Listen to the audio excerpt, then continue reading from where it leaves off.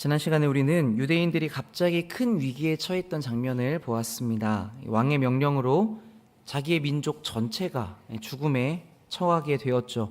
모르드게는 이 상황을 에스더에게 알리면서 내가 왕후가 된 것이 이때를 위함이 아니냐, 하나님의 백성 공동체의 일에 너도 동참하라고 도전했습니다. 내가 힘이 있고 내가 그럴 만한 위치에 있다고 한다면 민족의 일에 왜 돕고 싶지 않겠습니까? 그러나 에스더도 나름 그렇게 할 수 없는 이 자기만의 이유가 있었습니다.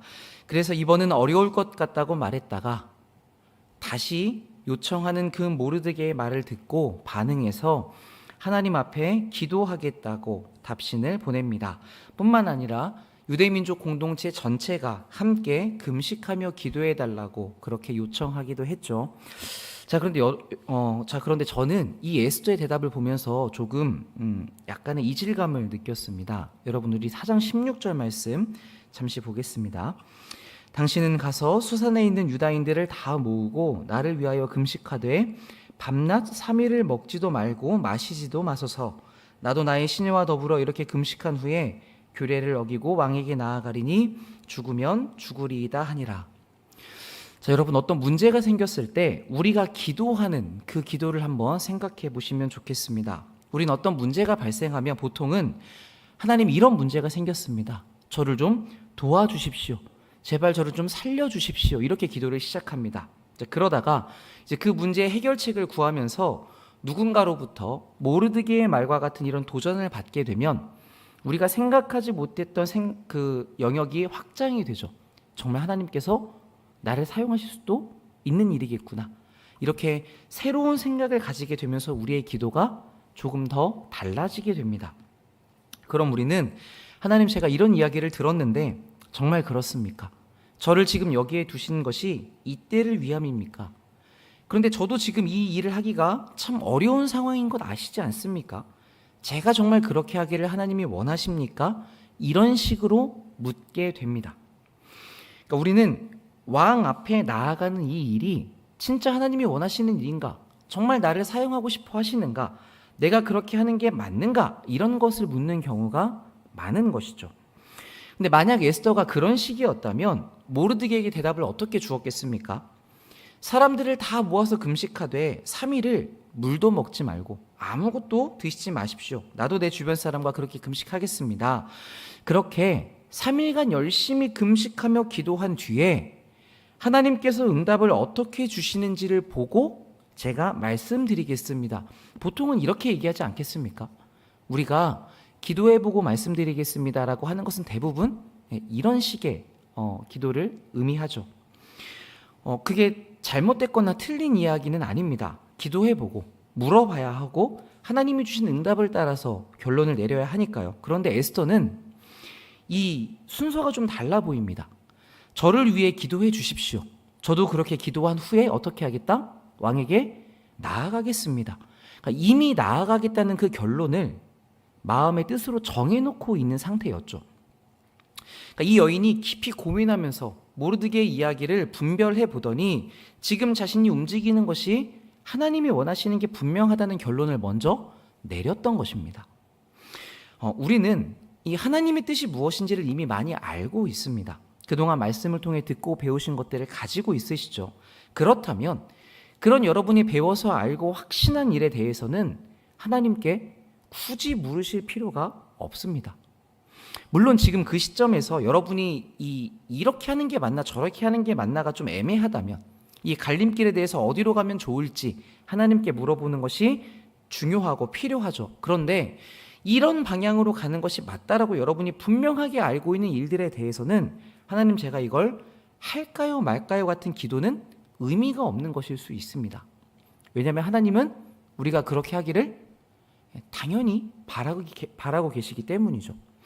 우리 아이들이 부모님을 찾아와서 엄마, 나 공부 열심히 할까 말까 이렇게 묻는다고 생각을 해보십시오. 그럼 어떻게 대답하시겠습니까? 듣자마자 뭘 그런 걸 묻냐, 당연히 열심히 해야지, 이런 마음이 들지만 또 우리가 또 아이들 상처받을까 봐 그렇게 얘기하지는 않죠. 열심히 하자. 열심히 하는 게 엄마는 좋아. 그리고 열심히 하면 너에게도 이런 유익들이 있다. 이렇게 설명을 잘 해주실 겁니다. 그런데 이 아이가 3일 동안 밥도 안 먹고 물도 안 마시면서 졸졸졸 따라다니면서 계속 엄마 공부 열심히 할까요 말까요? 이렇게 계속 물어보고 다닌다면 어떻겠습니까? 참다가 야, 이제 좀 그만 물어보고 해라. 이 말이 여기까지 차오르겠죠. 그러니까 하나님 입장에서도 비슷할 겁니다. 너무나도 확실해서 내 뜻이 이렇다라고 우리에게 이렇게 분명하게 기록해 주셨는데, 그런데 그걸 알면서도 자꾸 우리가 물어보기만 한다면 하나님 마음이 이 부모님의 마음과 비슷하겠죠. 그래서 우리는 받은 말씀, 여러분이 이미 알고 있는 그 말씀을 가지고 지금을 생각해 보셔야 합니다. 이게 하나님이 원하시는 일일까? 다른 사람이 할 수도 있지 않나가 아니라 지금 내가 그걸 하는 걸 하나님이 원하시는가 생각해 보시고, 그게 분명하다면 더 이상 묻지 마시고 그 다음으로 빨리 넘어가셔야 합니다. 그런데 이걸 정말 하기가 너무 어려운 상황에서 내가 이걸 하는 쪽으로 넘어가는 방법이 무엇이 있는가? 사실 이건 여러분 생각보다 되게 간단한데요. 여러분이 스스로 그렇게 하기로 마음을 결정하시는 것입니다. 보통은 그 일을 하기 어려워서 우리가 막 갈등을 빚는 것인데, 그때는 오히려 여러분이 하나님의 뜻이 분명하다면 마음을 빨리 결정해 버리셔야 됩니다. 여러분들 다들 이 출근해서 일해 보신 적 있으시죠? 우리가 출근할 때에 좋고 기쁜 마음으로 갈 때도 있지만 너무너무 가기 싫을 때도 있습니다. 그런 때는 보통 우리가 어떻게 합니까? 좋든 싫든 가야 한다는 사실에는 변함이 없죠. 그러니까 거기에 우리의 마음을 고정시켜 놓고 어떻게 하면 조금 더 나은 컨디션으로 갈 수 있을까를 고민합니다. 이것과 똑같은 것입니다. 이 일이 하나님의 뜻이라고 한다면 일단 가겠다고 여러분이 마음을 스스로 정하셔야 합니다. 그리고는 주님, 제가 이 길을 잘 갈 수 있도록 도와주시옵소서. 지혜와 힘과 움직일 수 있는 용기를 달라고, 끝까지 잘 해낼 수 있다고 도와달라고 우리가 간구해야 하는 것이죠. 여러분이 잘 알고 계시는 기도의 모범이 딱 그것을 보여주지 않습니까? 겟세마네 동산에서 십자가를 지기 전에 예수님께서 기도하셨습니다. 아버지, 이 잔을 너무나 피하고 싶습니다. 우리 예수님은 자기 안에 그 마음이 있다는 것을 부정하지 않으셨습니다. 그리고 그런 마음이 드는 걸 죄라고 여기지도 않으셨습니다. 오히려 솔직하게 그 마음이 있음을 인정하셨죠. 사람의 약함과 또 부족함을 주님은 그대로 받아들이셨습니다. 그런데 제 마음이 비록 이렇지만 이 잔을 받는 것이 아버지의 뜻이기 때문에, 내가 그것을 너무나 분명히 알고 있기 때문에 저는 이 죽음을 향해 가겠습니다라고 마음을 분명하게 정하셨습니다. 그리고는 땀이 핏방울이 되도록 기도하셨습니다. 여러분, 이 기도의 자리에서 무슨 기도의 내용이 벌어졌을까요? 가야 할 길을 알지만 그게 얼마나 고난이고 고통스러운지를 아시기 때문에 이 상황을 잘 이겨낼 수 있게 해달라고, 도와달라고 피하고 싶은 자기의 마음과 치열하게 싸우면서 하나님의 공급을 간절하게 구하셨겠죠. 그러니까 에스더도 그 예수님의 뒤를 따르고 있습니다. 왕에게 가겠습니다라는 결정을 이미 내리고 나서 그것을 위해서 3일을 기도하겠다고 한 것이죠. 그러니까 여러분, 내가 죽으면 죽으리이다, 이 고백은 금식 기도를 다 마치고 하나님께서 그에게 담대한 마음을 주셔서 나온 결정이 아니었습니다. 이미 그 기도를 시작하기도 전에 하나님의 뜻이라면 두려워도 가겠다는 이 에스더의 결단이 먼저 있었던 것이죠. 그러니까 우리도 이렇게 기도할 수 있으면 좋겠습니다. 출발선 안에 서가지고 하나님 갈까요 말까요? 자꾸 묻는 것이 아니라 그렇게 머뭇거리면서 가는 게 하나님의 뜻이구나, 여기서 멈추는 것이 아니라 이미 하나님의 뜻을 알고 있는 사람답게 아버지의 뜻이 이것이니 가겠습니다. 애초에 그 목적지에 우리의 마음을 걸어두고, 그리고 나서 그 과정을 잘 감당하기 위해서 주님, 제가 그런데 두렵고 어렵고 부족하니 도와주십시오. 이 마주할 일을 잘 감당할 수 있는 힘을 주시옵소서. 이렇게 힘을 다해 하나님의 뜻을 실행하기 위한 기도를 하는 우리가 되었으면 좋겠습니다. 우리의 기도가 이 예수님의 기도하신 내용에 가까워질수록 우리는 하나님이 진짜 원하시는 일을 더 세상에 펼쳐 보일 수 있게 되겠죠. 자, 5장은 그런 결단과 기도를 마친, 준비를 다 한 에스더가 왕을 만나러 가는, 죽음을 향해 나아가는 순종의 걸음을 내딛는 부분입니다. 이 당시에 이 나라에는 왕이 부르는 사람이 아니면 왕 앞에 먼저 나아갈 수 없다는 규칙이 있었습니다. 아마도 이 나라가 너무나 거대하기 때문에 수많은 암살의 위험이 있지 않겠습니까? 그러니까 왕이 스스로를 보호하고자 부르지 않았는데 나오면 이 암살 시도로 여기고 의심하고 죽일 확률이 높았던 것 같습니다. 그러니까 에스더에게 이 길은 왕궁의 법도를 다 알았으니까 이 죽으러 나아가는 거나 마찬가지였죠. 그런데 기도하고 준비했던 그는 이 길을 걸어갑니다. 여러분, 우리가 마음을 먹고 기도하고 준비를 열심히 하지만 그 모든 일들이 열매를 맺기 위해서는 이 실행하는 일이 참 필요합니다.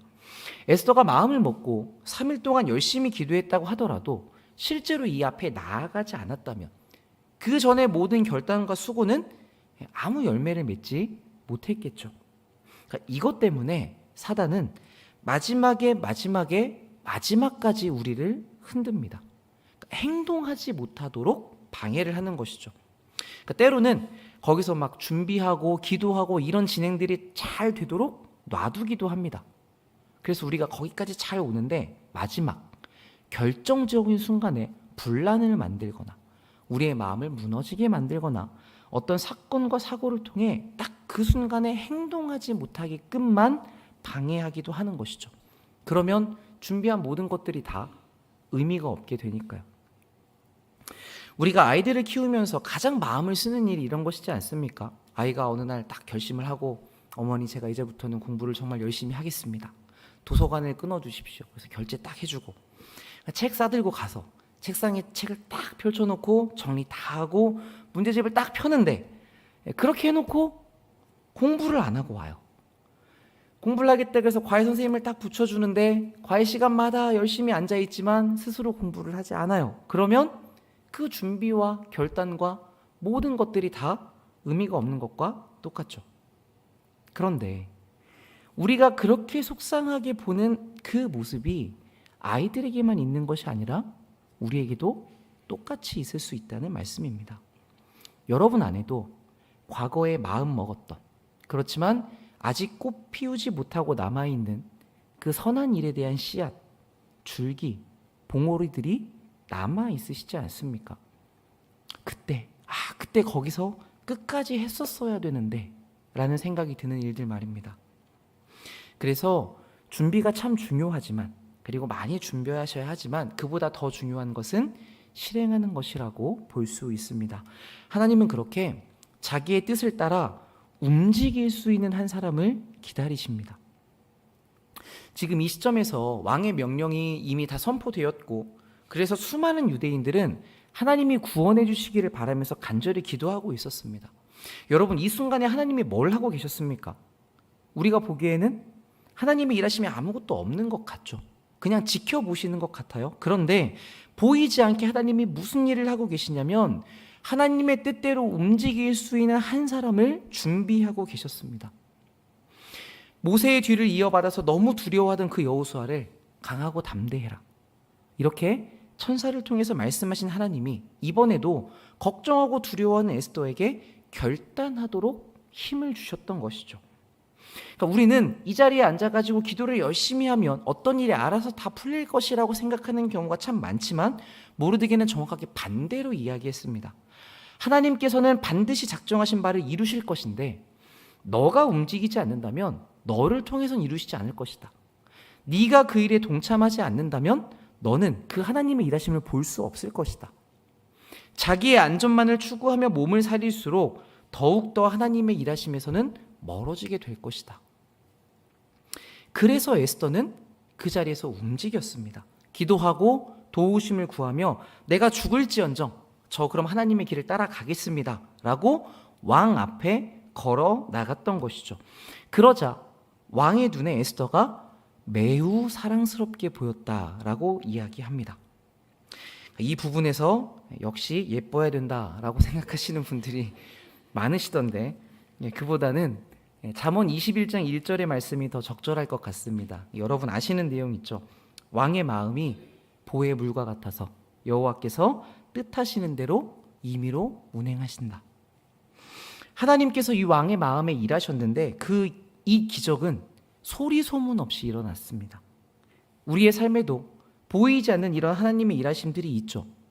그냥 열심히 했더니 이 일이 너무 잘 끝났다라고 생각됐던 일, 우리가 무심코 다행이다, 저 사람이 나를 용서해줘서 잘 넘어갔다 생각하는 일들, 성경은 그런 우리의 모든 일상에 하나님의 은밀한 일하심이 있다는 것을 알려줍니다.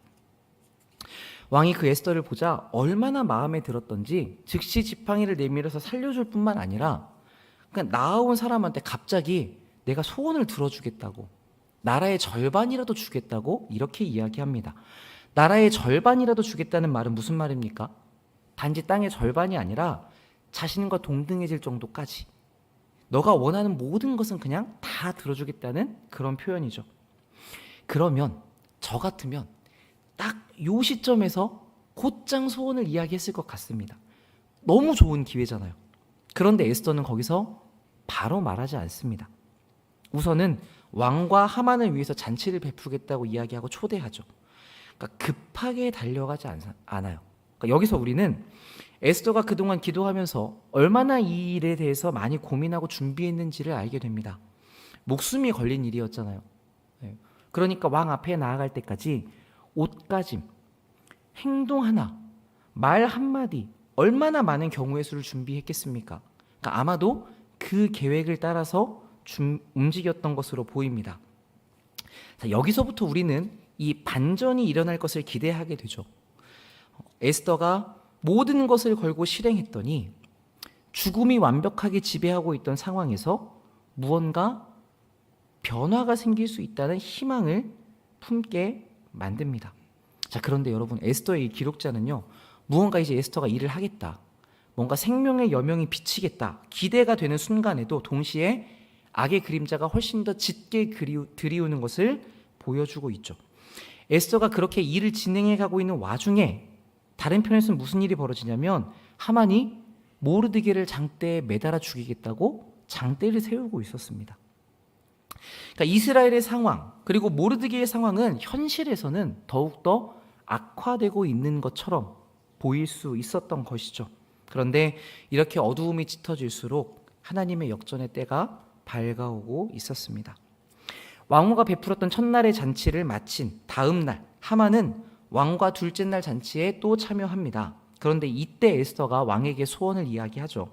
만약 제가 은혜를 입었다면 내 생명과 우리 민족을 살려주십시오. 우리가 노비로 팔려갔던 것이라면 제가 이런 말씀을 안 드릴 텐데 다 죽게 돼버리면 왕의 나라에는 손해가 되는 일이지 않습니까? 이 에스더가 참 지혜롭게 말했습니다. 지금 이 자리는 어떤 자리였냐면 왕이 에스더에게 소원을 물어본 자리였어요. 그러니까 에스더가 자기의 생명과 민족의 생명을 묶어버리죠. 그리고 제발 우리의 생명만 살려달라고 가장 최소한의 요청을 하며 왕에게 소원을 이야기합니다. 그러니까 저는 아마 이게 그동안 고르고 준비했던 말이었을 것 같아요. 근데 왕이 이 내용을 잘 몰랐던 것 같습니다. 그래서 불같이 화를 내면서 대체 누가 그런 짓을 했냐고 묻고 있죠. 그러니까 에스더가 바로 옆에 있는 저 하만입니다 라고 이야기하자 왕이 그를 잡아다가 모르드게를 달려고 했던 그 나무에 매달아라 라고 이야기를 하죠. 그렇게 하만은 자기의 꾀에 자기가 빠져서 죽게 됩니다. 하나님의 백성을 망하게 만들려고 한 자의 최후가 이렇게 그려집니다. 우리를 죽이려고 한 사람이 그 자리에 스스로가 달리게 되는 것이죠. 여러분, 우리는 마지막 날에 이 하나님의 공의로운 심판을 보게 될 것입니다. 신원하시는 하나님, 우리의 억울함을 갚아주시는 하나님이 그렇게 하겠다고 우리에게 약속하셨기 때문이죠. 그래서 복수는 우리에게 속한 것이 아니라 하나님의 손에 달려있는 것입니다. 그런데 원수 갚는 것이 내 손에 있다라는 이 하나님의 말씀을 꽤 아쉽게 여기시는 분들이 있으시더라고요. 네, 여러분, 이 표현은 복수를 못한다가 아니라 무엇보다도 확실한 보복이 있다는 하나님의 선언입니다. 우리는 어떤 일이 벌어져도 잘 잊습니다. 여러분 한 10년 전에 여러분을 정말 화나게 했던 그 사람 기억하십니까? 잘 못하잖아요. 정말 큰 사건은 기억이 날 수 있지만, 그리고 막 너무 화가 나가지고 이 사람을 막 쏘아붙이려고 했는데 갑자기 그 사람이 막 큰일이 있다던가 불쌍하게 보이면 한순간에 막 흔들려서 넘어가기도 하고 그렇습니다. 우리는 그렇게 변합니다. 그러나 하나님은 공의로우신 분이셔서 절대로 그렇게 흔들리시는 법이 없으시죠. 잊지도 않으시고 넘어가지도 않으십니다. 그래서 하나님은 누구보다도 분명하고 확실하게 우리의 이 원한을 갚아주십니다. 성도의 모든 인생에 사단이 우리를 계속해서 힘들게 만들죠. 왜 이렇게 우리를 불편하게 만드는가, 어렵게 만드는가 싶지만 결국 사단은 어느 자리에 처하게 됩니까? 우리를 끌고 가 쳐넣으려고 했던 그 지옥에 하나님께서 이 사단을 쳐넣으시게 되는 것을 우리가 마지막 날 보게 된다는 것이죠. 그 장면을 볼 텐데, 그렇기 때문에 우리는 오히려 하나님께 이 원한의 영역을 맡겨드릴 수 있는 것입니다. 하만은 그렇게 죽임을 맞이했습니다. 그런데 전국적으로 퍼진 유대인의 학살에 대한 명령은 아직 해결되지 않았습니다. 그래서 8장에서 에스더는 왕에게 하만이 쓴 이 명령서를 철회해달라고 요청합니다. 그 이야기를 들은 왕이 그렇게 하라고 조서에 왕의 이름을 적고 왕의 반지로 도장을 찍게 하죠. 왜냐하면 전에 하만이 유대인을 다 죽이라고 명령을 내릴 때 어떻게 했습니까? 왕의 반지에 있는 도장을 찍어서 보냈잖아요. 그러니까 왕의 이 인장을 친 명령은 취소할 수가 없습니다.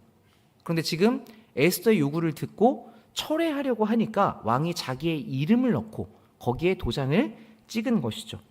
그러면서 분명하게 이야기합니다. 이렇게까지 한 조서는 그 누구도 철회할 수가 없다. 여러분, 이 약속은 이제 왕의 명령이 이제 퍼져나가지 않습니까? 그 명령은 하나님의 백성이라면 누가 되었든지 간에 동일하게 적용이 됐을 겁니다. 아마 이 당시에 여러 곳에 흩어져 살던 유대인들의 상황은 각자마다 달랐겠죠. 누구는 조금 나았던 반면 누구는 조금 더 가난했을 거고 누구는 더 비참하고 고통스러웠을 수 있습니다. 그런데 그 중에는 정말 하나님이 우리에게 구원을 주실까? 불안해하는 사람, 의심하는 사람도 있었을 것이고, 또 누구는 구원을 주실 거야라고 믿는 사람도 있었겠죠. 때로는 이제 끝났다라고 자포자기한 사람도 있었을지도 모릅니다. 그런데 이 왕의 명령이 유대인이라면, 하나님의 백성이라면 그 모든 사람들에게 적용이 되었죠. 누구는 더 살고 누구는 덜 살고 제외되지 않았습니다. 그러니까 이것은 오늘 사는 우리들에게도 마찬가지입니다. 지금 이 시점에서 여러분들의 삶의 모습이 각자가 다 다를 수 있습니다.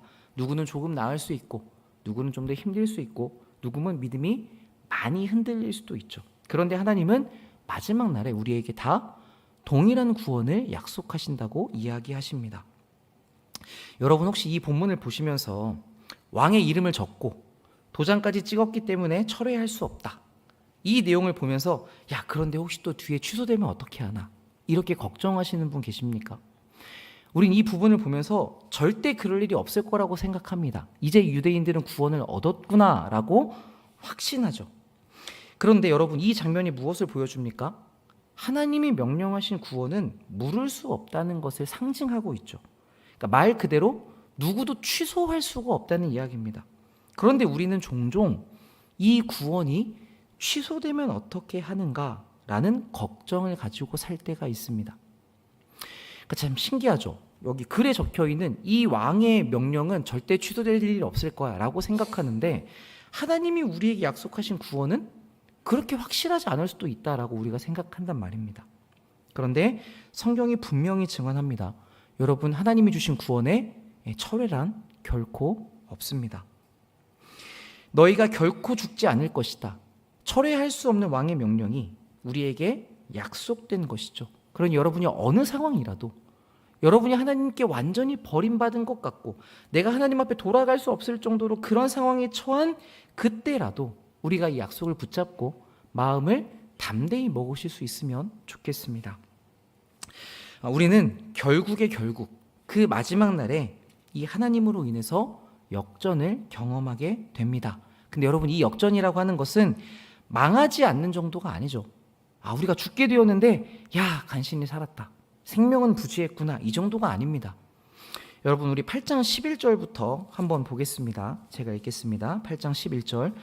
조서인은 왕이 여러 고을에 있는 유다인에게 허락하여 그들이 함께 모여 스스로 생명을 보호하여 각 지방의 백성 중 세력을 가지고 그들을 치려하는 자들과 그들의 처자를 죽이고 도륙하고 진멸하고 그 재산을 탈취하게 하되 아하수에로 왕이 각 지방에서 아달월 곧 12월 13일 하루 동안에 하게 하였고 이 조서 초본을 각 지방에 전하고 각 민족에게 반포하고 유다인들에게 준비하였다가 그날에 대적에게 원수를 갚게 한지라. 왕의 어명이 매우 급함에 역졸이 왕의 일에 쓰는 준말을 타고 빨리 나가고 그 조서가 도성수산에도 반포되니라. 모르드게가 푸르고 흰 조복을 입고 큰 금관을 쓰고 자색 가는 배 겉옷을 입고 왕 앞에서 나오니 수산성이 즐거이 부르며 기뻐하고, 우리 16절 17절은 같이 읽겠습니다. 시작. 유다인에게는 영광과 즐거움과 기쁨과 존귀함이 있는지라. 왕의 어명이 이르는 각 지방 각 읍에서 유다인들이 즐기고 기뻐하여 잔치를 베풀고 그날을 명절로 삼으니 본토 백성이 유다인을 두려워하여 유다인 되는 자가 많더라. 아멘. 유대인의 운명이 어떻게 되었습니까? 망하지 않는 정도에 그쳐 있는 것이 아니라 명절로 삼아 기릴 만큼 영광과 기쁨과 존귀함이 있었다고 이야기하죠. 그것이 얼마나 대단한 것이었는지 주변에서 보던 사람들, 유대인들을 그렇게 무시하던 사람들이 야, 나도 이제 그 민족에 들어가고 싶다. 그래서 그 하나님의 백성 앞에 들어올 만큼 그렇게 부러움을 사는 삶이 되었습니다. 여러분, 우리의 미래가 이렇게 그려지고 있는 것이죠. 어제까지 청년부 수련회를 잘 마치고 돌아왔습니다. 다들 기도해 주시고 후원해 주시고 정말 마음을 많이 써주셔서 아이들이 그걸 정말 많이 느꼈어요. 야, 어른들이 정말 우리에게 마음을 많이 쏟아주시는구나. 그래서 이제 은혜 가운데 저희가 좋은 시간을 잘 보내고 돌아왔습니다. 근데 참 감사한 마음이 큰데 특별히 이제 격려하러 와주셔가지고 저희가 이제 저녁 식사를 같이 한 시간이 있었거든요. 이렇게 쫙 상을 차려놓고 제가 그 자리에 딱 앉는데 갑자기 뭔가 되게 이렇게 충만한 마음이 드는 거예요. 그러니까 음식이 많아서 충만한 게 아니라 음식이 참 많기도 했지만 그 분위기가, 그 함께 모이는 공동체의 느낌이 저에게 너무나 크게 느껴진 겁니다. 그러면서 그 순간에 제가 딱 그 앉는 한순간에 이 생각이 들었는데, 야, 우리가 천국에 올라가면 이렇지 않을까? 하나님과 한 식탁에서 이렇게 식사를 나누고 서로 섬기고 돕고 기뻐하는 그 모든 시간이 정말 행복하고 즐겁지 않을까? 이 생각이 들었습니다. 그러니까 아마 아이들도 이걸 느껴서 저한테 자꾸 목사님 여기서 우리 한 달만 살면 안 될까요? 자꾸 이렇게 얘기를 하는 거예요. 전 당장 내일 새벽 기도를 가야 되는데 여기가 좋사오니 라는 이야기를 이제 이 아이들의 표현으로 한 것이겠죠. 이렇게 천국의 풍성함, 충만함이 무엇인가, 하나님께서 특별히 저에게 아주 살짝 엿보게 해주신 게 아닌가, 이런 생각이 들어서 이번 수련은 저에게도 참 기념이 될 만한 그런 날들이었습니다. 여러분, 우리가 우리 교회 공동체 안에서 이런 어떤 천국의 그림자를, 천국의 그 어떤 작은 부분을 엿보는 일들이 더 많아졌으면 좋겠습니다. 이게 단지 저만의 경험이 아니라 여러분들도 여러분들의 자리에서 많이 겪으시는 일이시죠. 우리가 이런 경험들이 많이 쌓여야 천국을 기대하고 소망하고 확신할 수 있게 됩니다. 그러니까 결국에는 마지막에 웃는 사람이 승자라고 이야기를 하죠. 지금의 현실이 쉽지 않을 수 있지만, 그러나 생명과 영광이 가득한 곳, 은혜가 충만한 그 자리가 우리에게 준비되어 있습니다. 예수님이 그 집을 다 마련해 두셨습니다. 그러니 여러분, 그 최후의 날을 기억하시면서 오늘 여러분에게 주어진 길을 하나님의 뜻으로 잘 분별하시고, 이게 하나님의 뜻이 분명하다 한다면 여러분의 마음을 작정하시고 그 길을 충성되이 걸어가시면 좋겠습니다. 여러분이 뜻을 정하고 하나님의 도우심을 구하고 걸어가는 그 모든 순간에 하나님의 도우심이 함께 할 것이고, 여러분을 통해서 이 땅에, 이 사회에, 여러분이 있는 그 자리에 하나님이 주시는 전환의 시작이 일어날 것입니다. 제가 기도하겠습니다.